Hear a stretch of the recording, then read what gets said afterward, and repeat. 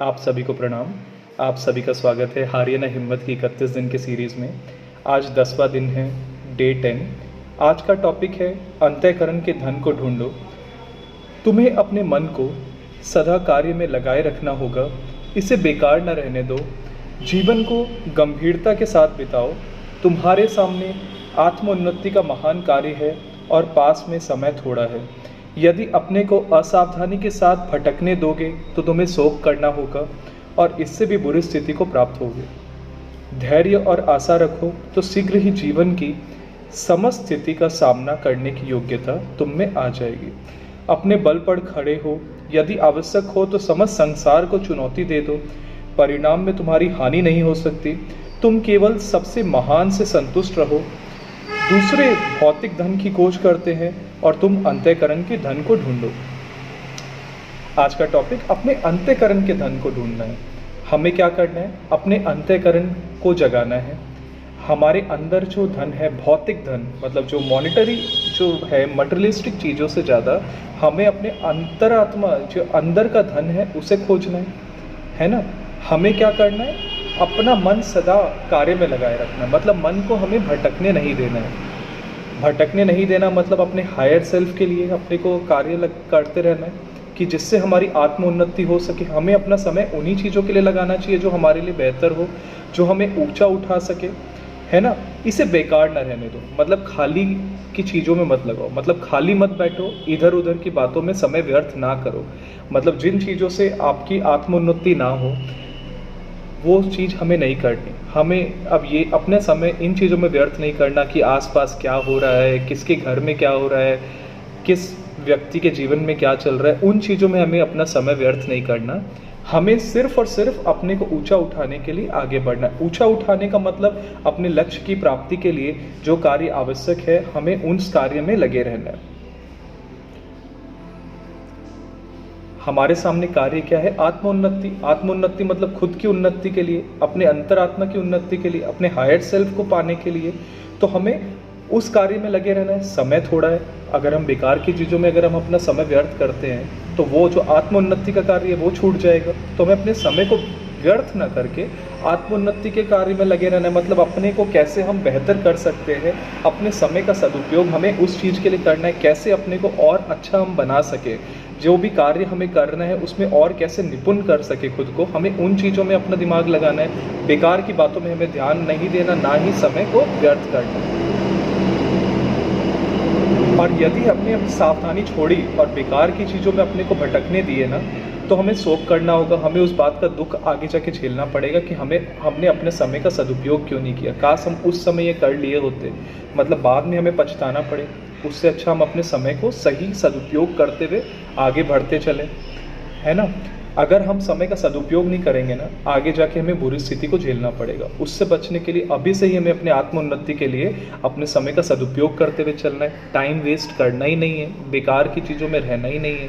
खाली समय रहता है तो उसमें हमें क्या करना है? अच्छी पुस्तकें पढ़नी है। हाँ, मेरे गुरुजी पंडित श्री राम शर्मा जी आचार्य जी कहते हैं, अच्छी पुस्तकें जीवंत देव प्रतिमाएँ हैं जिनके प्रभाव से तत्कालीन प्रकाश मिलता है ना।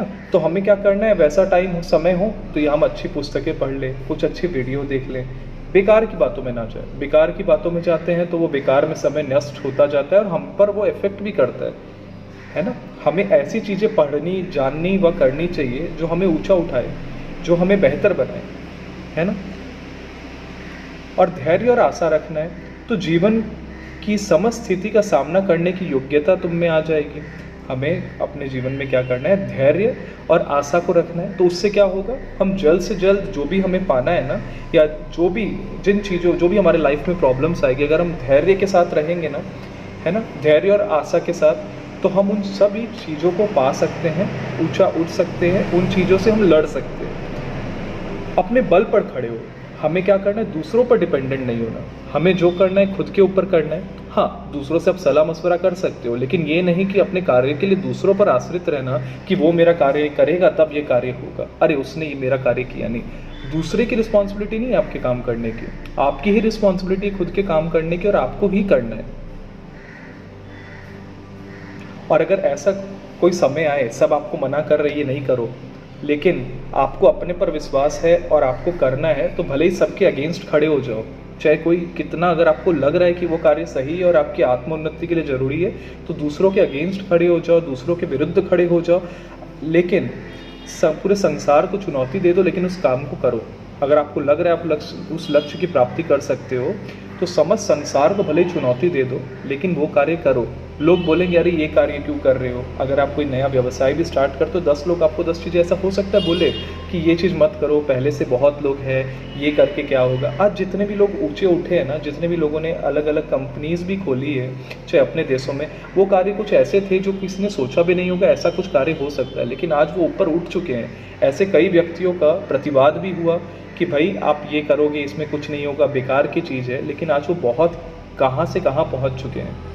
ऐसे सब बहुत सारे व्यक्ति हैं, बड़ी बड़ी कंपनियां हो गई या यूनिकॉर्न्स हो गए, वो सब भी आज कोई सोच भी नहीं सकता था कि वो यहाँ से वहाँ पहुँच सकता। अगर उन्होंने दूसरों की बातों पर ध्यान दिया होता और सिर्फ उन्हीं चीज़ों के ऊपर वो चले गए होते, दूसरों की बातों को सुनकर, तो आज जिस स्थान पर वो है वो वहाँ नहीं पहुँच पाते, है ना।